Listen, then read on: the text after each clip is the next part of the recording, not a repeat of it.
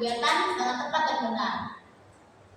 Selanjutnya itu ada ciri-ciri teks prosedur. Yang pertama, berisi langkah-langkah atau instruksi yang jelas dan sistematis. Yang kedua, menggunakan kalimat imperatif atau perintah. Yang ketiga, menggunakan kata bilangan atau numeralia. Yang keempat, menggunakan kata penghubung yang menunjukkan urutan. Nah, maksud dari ciri-cirinya itu berisi langkah-langkah atau instruksi yang jelas dan sistematis.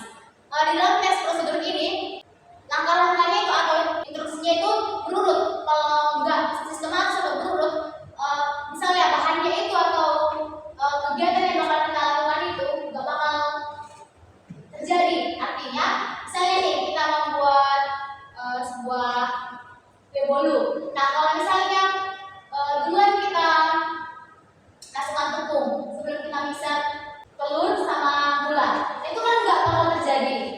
Ada beda banget ataupun bentuknya memang belum nggak terjadi kan. Yang kedua itu menggunakan kalimat imperatif atau perintah. Nah, kalimat imperatif atau perintah ini contohnya nih, masukkan atau tuangkan atau oleskan. Nah, yang ketiga menggunakan kata bilangan atau numeralia. Nah, di dalam teks prosedur ini kata bilangan atau numeralia itu misalnya tuh kedua, pertama, ketiga, yang seperti itu. Oke, yang keempat, menggunakan kata penghubung yang menunjukkan urutan. Nah, yang ini menggunakan kata penghubung yang menunjukkan selanjutnya urutan itu seperti selanjutnya, kemudian, struktur teks prosedur. Nah, di struktur teks prosedur ini ada 4. Yang pertama adalah judul, tujuan, alat bahan, dan langkah-langkah. Nah, seperti yang saya bilang tadi, ini harus berurut atau sistematis. Selanjutnya, kaidah pembahasan teks prosedur. Yang pertama, kalimat imperatif. Apakah anak-anak tahu itu kalimat imperatif? Tidak tahu. Oke, baik. Kalimat imperatif itu adalah kalimat perintah. Yang kedua, kata bilangan atau numeralia. Apakah anak-anak tahu itu apa kata bilangan atau numeralia? Saya tahu, Bu. Ya, apa? Dia? Contohnya pertama, kedua, ketiga, dan selanjutnya, Bu. Oke. Kata penghubung menunjukkan urutan. Apa yang tahu? Saya, Bu. Ya, dua nanti. Itu seperti kata selanjutnya, lalu, kemudian, Bu. Oke. Yang keempat, menggunakan bahasa yang ringkas dan padat. Oke. Nah, di sini Ibu telah memberikan contoh dari teks prosedur. Ada yang bisa membacakannya? Saya, Bu. Oke, Saudara Vira. Judul, cara membuat teh manis. Tujuan, teh manis adalah minuman yang paling hangat dalam segala aktivitas. Teh manis hangat dapat membuat tubuh menjadi segar dan pikiran lebih fresh. Berikut langkah membuat teh manis hangat. Bahan-bahan: 1 gelas air, 1 teh celup, 2 sendok makan gula.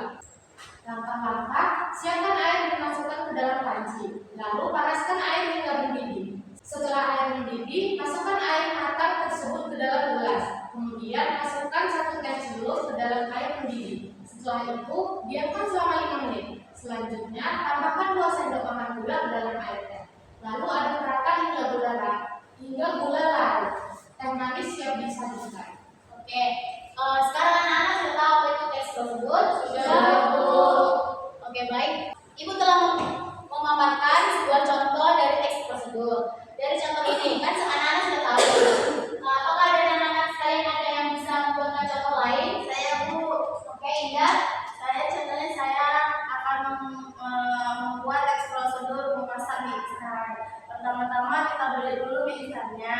Yang kedua itu kita buka bungkusnya. Sebelum kita buka kita masak air, kita didihkan dulu. Kemudian kita buka bungkusnya, kita masukkan minyak kalau airnya sudah mendidih. Kemudian tunggu mie sedikit matang. Kemudian masukkan bumbunya.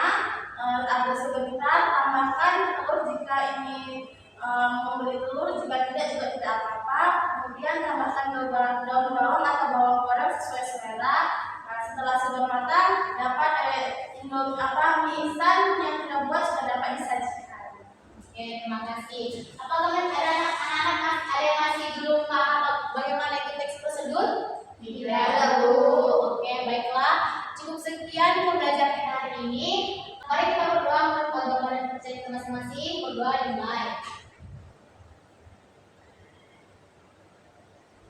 Kedua selesai.